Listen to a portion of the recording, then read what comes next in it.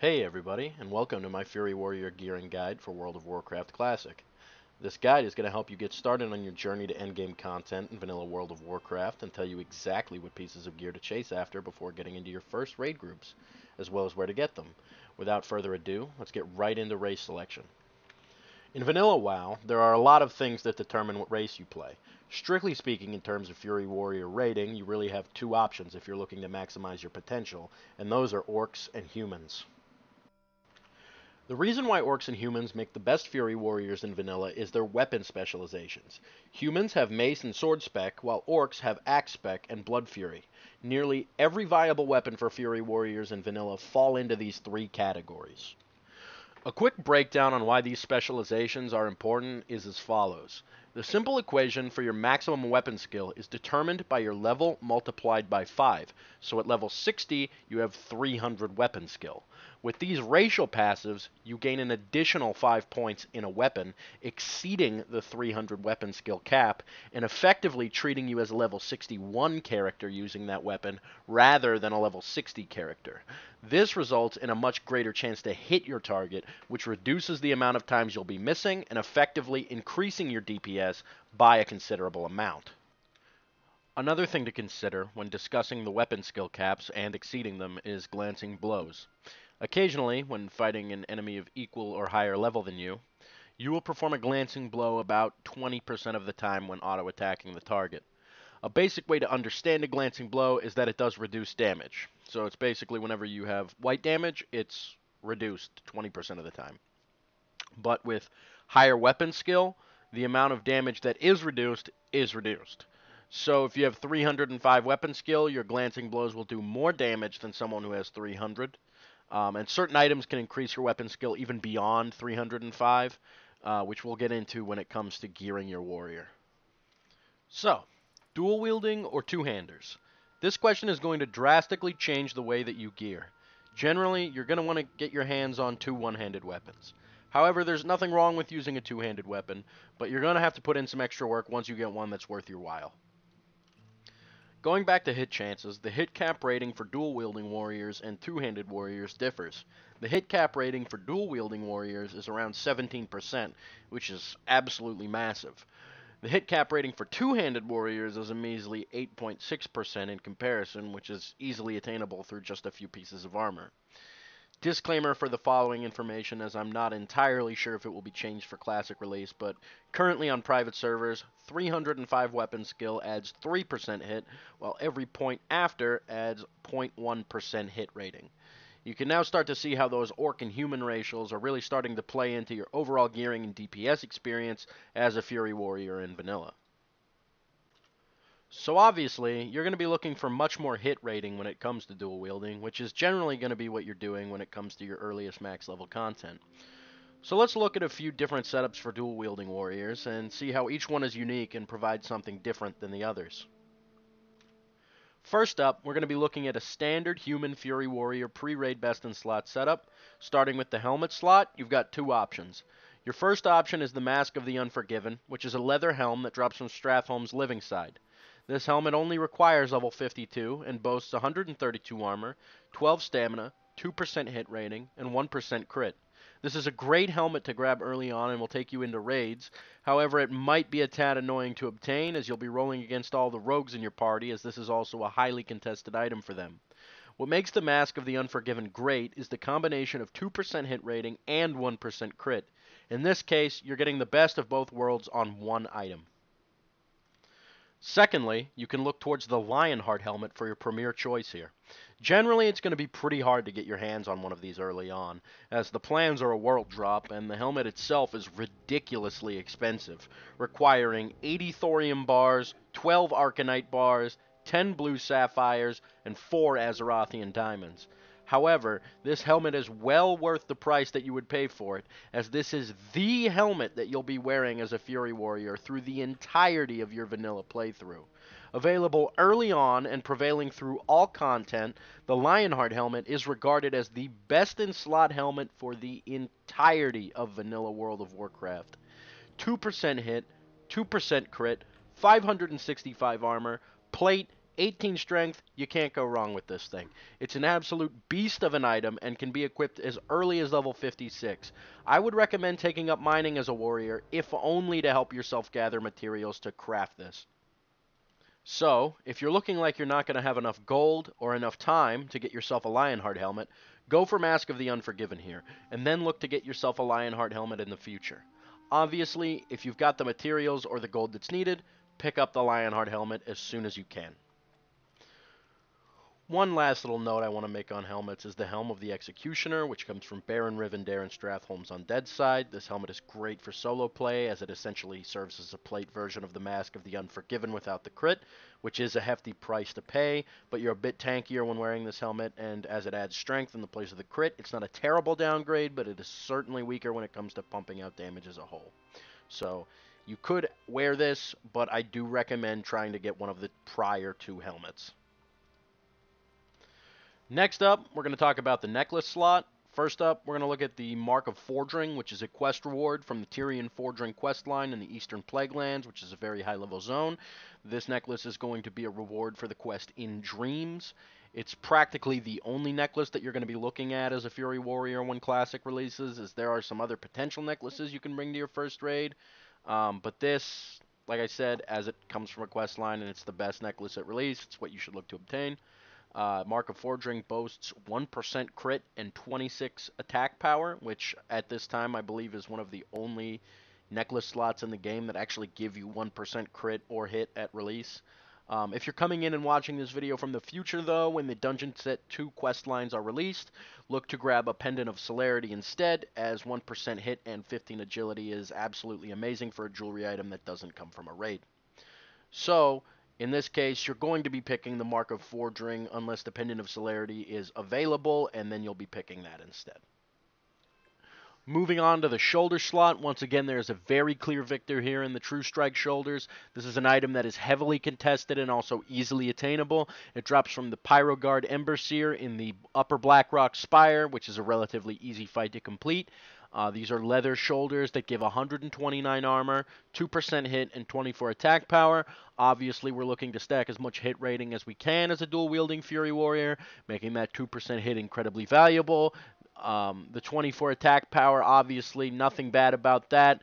It is leather, so it has less armor than plate, but still a very good item just based on the stats alone.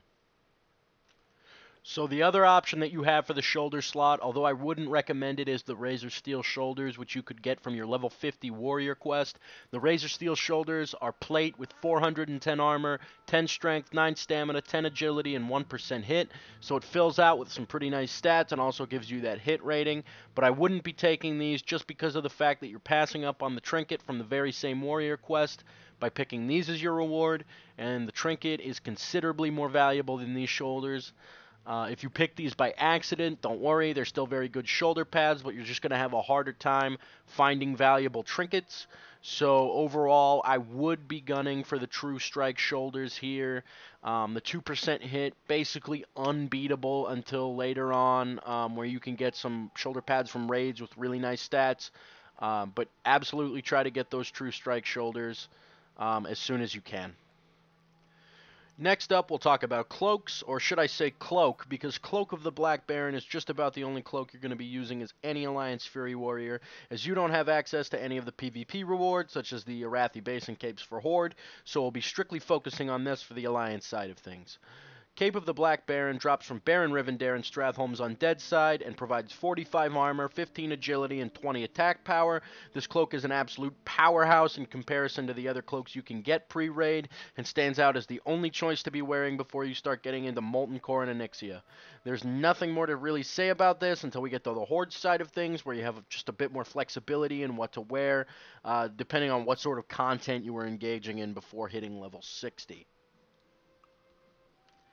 Next up, we have the chest slot, where things get a little bit more interesting. My first choice would be the Breastplate of Bloodthirst, which you can get from a quest that begins in Everlook by an NPC named Malefus Darkhammer. This is a challenging piece of gear to get, as it requires you to obtain a pristine hide of the beast, which you can get from the similarly named boss named the Beast in the Upper Blackrock Spire by skinning him with a minimum skinning level of 310, meaning you will need to be using Finkel's Skinner, for example, to add skinning skill, which also luckily drops from the beast. You'll also need frayed abomination stitchings, which come from the abominations in Stratholme's undead side, and you'll also need to gather 5 Arcanite bars and 5 skins of shadow. Skins of shadow will drop from constructs and mini bosses in the Scholomance dungeon. And overall, the Breastplate of Bloodthirst is an absolute monster of a chess piece and well worth the tribulations. As you can see, it offers 190 armor, 20 stamina, 13 strength, 2% crit, and 1% dodge rating. This is a major upgrade from our number 2 chess piece, although the second is much easier to get, Death Dealer Breastplate. Death Dealer Breastplate drops from the Vault of the Seven encounter in Blackrock Depths, and is a mail chest piece with 338 armor, 8 strength, 8 stamina, and 2% crit. Death Dealer Breastplate, like Mask of the Unforgiven, is a way to cheap out on the materials required to make the more effective upgrades for that slot without losing too much of your DPS in the process. So, if you can't get your hands on the Breastplate of Bloodthirst right away, try to make your way to the Death Dealer Breastplate and grab that from Blackrock Depths, and then just keep your eye on the Breastplate of Bloodthirst going forward. Moving on to Bracers, we have another choice here that involves a long grind or a boss kill. Starting us off is the Battleborn Arm Braces, which drop off of Ren Blackhand and Upper Blackrock Spire.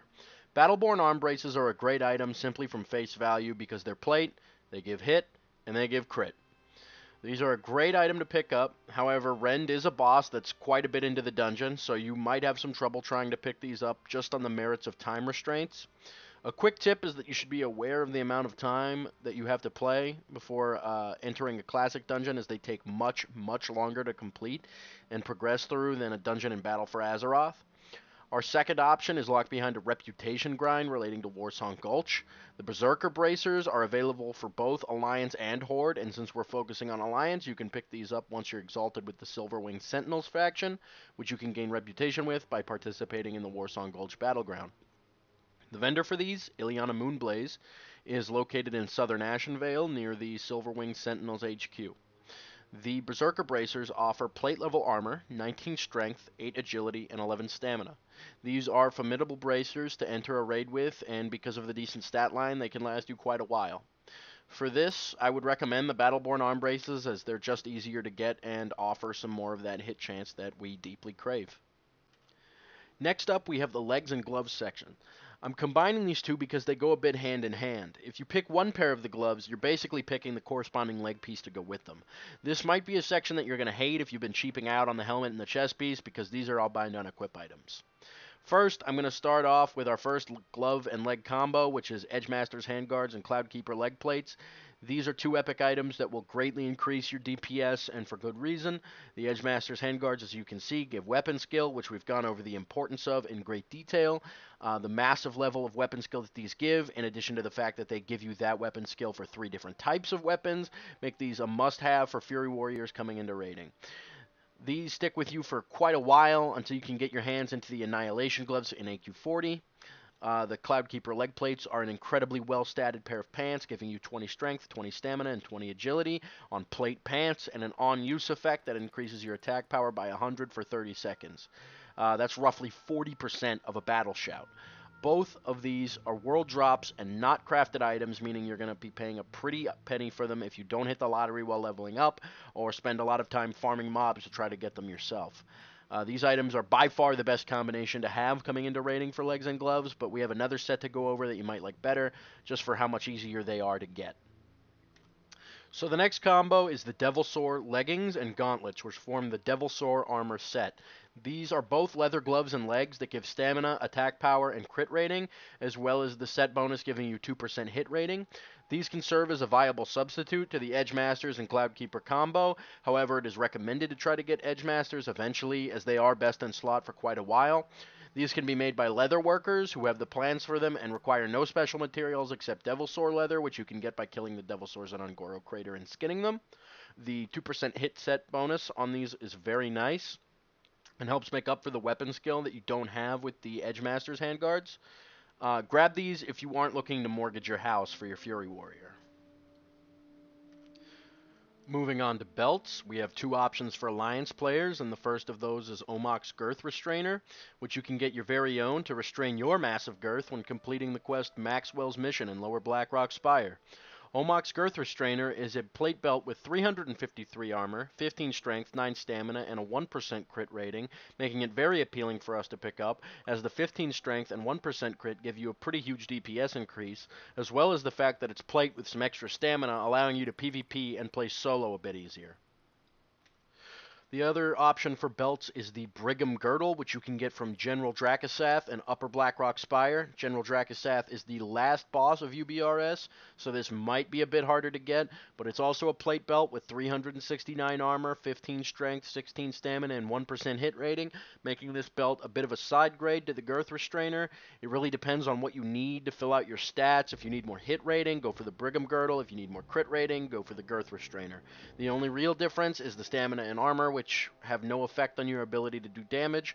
Both of these are very good belts, and it's really up to personal choice and the stats that you have to make a decision between these two belts.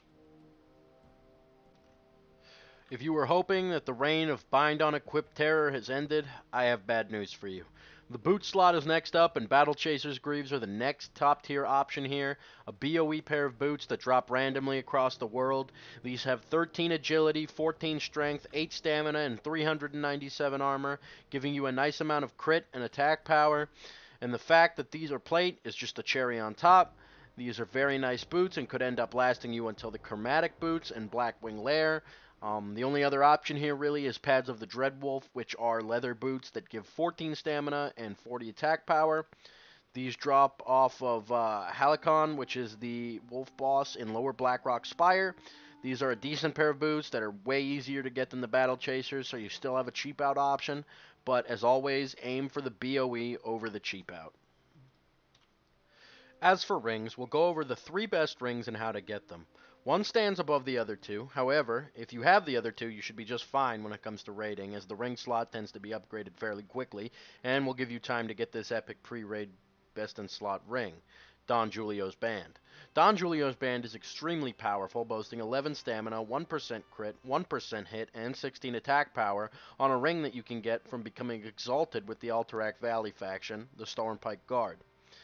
You want to work towards this when you're trying to gear up, as this ring is absolutely monstrous in comparison to the other two that I'll be mentioning here. But yet again, this is locked behind a reputation grind that you might find tiresome. So our other two rings are the Painweaver Band and the Blackstone Ring. The Painweaver Band comes from General Dracasath in UBRS and gives 7 stamina, 1% crit, and 16 attack power.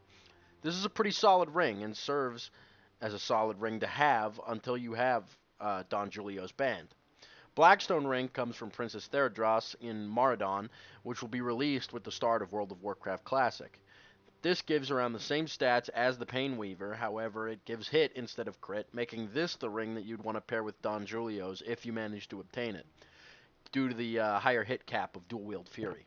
Overall, the best combination here is Don Julio's and Blackstone's, then Don Julio's and Painweaver, and then Blackstone and Painweaver. So let's move on to trinkets. Like rings, there are 3 trinkets you should be looking at for Fury Warrior, and one stands out above the other two as a godlike trinket. That trinket is the Hand of Justice. This trinket will stay with you forever. Literally. This trinket is such a fantastic trinket, it's almost unbelievable how good it is for coming from Blackrock Depths. If it only had the proc effect on it, it would still be broken, but it also has 20 attack power on it to make this thing ascend to an immeasurable level of big nut damage boosting. Hand of Justice drops from Emperor Tharson, which is the last boss of Blackrock Depths. This trinket is one of the only items on this list that I would require a Fury Warrior to have before entering my group, besides maybe True Strike Shoulders. You want this thing as fast as you can get it. The other 2 trinkets are Diamond Flask, which is a reward from a level 50 warrior quest that the shoulders we spoke about earlier were also from. This trinket is a pretty weak regeneration effect paired with a huge strength buff that lasts 1 minute. This is a fantastic trinket for short fights, and with a 6-minute cooldown, you'll actually be using it quite a bit throughout a raid. This is the easiest trinket to get, as it comes from your class quest at level 50, and you can keep using it all the way to 60 and beyond. And our last trinket is Blackhand's Breath, which is a stat stick that gives you 2% crit rating, and really that's it. And that's what makes it great. You can pick up Blackhand's Breath from the quest to kill General Dracasath in UBRS, or if you're Horde, you have to kill Ren Blackhand instead in the same dungeon, UBRS. You can swap Diamond Flask and Black Hands out for certain fights in dungeons and raids, and having all three is actually heavily recommended. So now we're here at the weapons. Besides some minor armor choice variety, this is where Orc and Human Fury Warriors differ the most. Because of weapon specializations, humans and orcs choose entirely different weapons at this stage of the game. This is where the most variety happens, and what weapon you use changes what armor you use in some cases. First up is Iron Foe. Iron Foe is an insanely powerful rare drop weapon from Emperor Dagon Thorson in BRD. This weapon is incredible, but should not be used with Edgemaster's handguards, as you gain no benefit to mace weapon skill from the Edgemasters. Instead, use the Devil Source set from earlier with Iron Foe, should you get it. This weapon is obviously much more effective with a human, as they have mace specialization, and becomes an absolute monster when you have the holy trinity of Iron Foe, Hand of Justice, and Thrash Blade on a human Fury Warrior. This is one of the best combinations you could have for a human, and is definitely something you should look out for, especially with Thrash Blade being a sword and matching up with your sword specialization, Iron Foe being a mace, matching up with that mace specialization, and Thrashblade being in the game from day one thanks to Maradon releasing with launch. So that is our first combination. Our second combo for Human Fury Warriors is the Dal Ren set from Ren Blackhand and UBRS. These are a set of twin swords that have a set bonus of 50 attack power. These can be used with the Edgemasters combo, as they are swords and fit well with your sword specialization as well. These kick some major ass when used together, and the added stats and 4 strength and 1% crit on the Sacred Charge, as well as 100 armor and 7 defense on the Tribal Guardian, are just an added bonus to these things, and they both drop from the same boss, so you could get lucky and manage to get the set in a single run. And overall, they just synergize very well with humans and Edgemasters, bringing their value sky high. Next up, we have Crowblade and Fellstriker, which are an epic 1-2 combo that might end up costing you quite a bit of money. Crowblade is a one-handed BOE sword that has 7 strength, 5 stamina, and 1% crit, while Fellstriker drops from Ren Blackhand yet again, and has a unique proc that makes all of your attacks for the next 3 seconds critical strikes, as well as guaranteed to land. This synergizes very well with extra attack procs such as Hand of Justice or Thrashblade, making Fellstriker a very good offhand to weapons like Iron Foe or Thrashblade as well. Fellstriker is also a very rare drop, so don't expect to get this thing right out of the gate. Like Iron Foe, you either have to get incredibly lucky or have a lot of patience to get this powerful weapon. There are several really solid offhands out there that don't fit in with a specific combo, but are worth noting. These weapons are powerful in their own right as an offhand, and can fit in with most of the main hands that we've mentioned. Bone Scraper drops from Baron Rivendare and Stratholme Undead. Mira's Song is a quest reward from the Cartonos the Herald quest and Scholomance, and the Lobotomizer is an exceptional offhand dagger from reaching Exalted with your respective Alterac Valley faction. So now let's look at two-handers. If you decided to go for two-handed Fury, here's your best weapons. First up, the Unstoppable Force. This comes from reaching Exalted with your respective Alterac Valley faction, and being a mace, this synergizes well with being a human warrior. This thing is insane. It gives 19 strength, 15 stamina, 2% crit, it has a super slow speed, a chance on hit to stun, which is also great for PvP if you're interested in that, but this thing is a hell of a grind, and as mentioned several times, it's incredibly worth it, as the Alterac Valley rewards are, as you've seen, just simply great all around. Next up is the Warblade of Cerdero, which is a reward from a quest in Scholomance. This is great because it synergizes well with your sword specialization, as well as actually including frost damage on the weapon. That's actually pretty rare elemental damage on a melee weapon. which is awesome in the first few raids of vanilla because they're mostly fire-based, so the chance of that being resisted is actually really low. After that, the Ice Barb Spear takes the stage with 21 agility, 13 strength, and 20 stamina, as well as a 2.6 speed and a 233 damage cap. This thing is a fantastic stat stick and comes from the Alterac Valley quest Hero of the Stormpike, or Hero of the Frostwolf if you're Horde. An honorable mention is the Brain Hacker, actually, which is a two-handed axe that works better on Orc Warriors because of their axe spec, but its relatively high proc chance makes up for its fast speed and really low damage cap. So the proc's really, really nice, and it works really well in PvP too, as you could imagine. So out of these, obviously you would want the Unstoppable Force first, and then the Warblade, just because they synergize really well with your specs. You can't get your hands on those. Try to get your hands on the Ice Barb Spear. Last resort, maybe you picked up a Brain Hacker. It's a BOE. I wouldn't buy it, but if you have one, you can use it. It works. As for ranged weapons, there's really only one choice, and that is Black Crow. This is a crossbow with 3 agility and 1% chance to hit that you can get from Shadowhunter Vosh Gajin in LBRS. Until Dire Maul comes out, this is your only bow that you'll be using, and then Satyr's bow will come out, which will be a viable option as well. Let's get into the distinctions that Orc Warriors have from humans. There aren't many outside of weapon choice, but we'll go over all the other options that Orc Warriors have when it comes to gearing and getting to endgame content. So Orc Warriors, let me introduce you to your new favorite axes. Frostbite, a main hand axe, is a viable main hand that Orc Warriors can use when dual wielding. This comes from Alterac Valley, but only at the revered reputation, making it a tad bit easier to get. This has an insane amount of strength on it for being a one-handed weapon, so it's definitely worth a good look at. Flurry Axe is next up, and this weapon was made so that you don't feel so bad about not being a human and having mace or sword spec.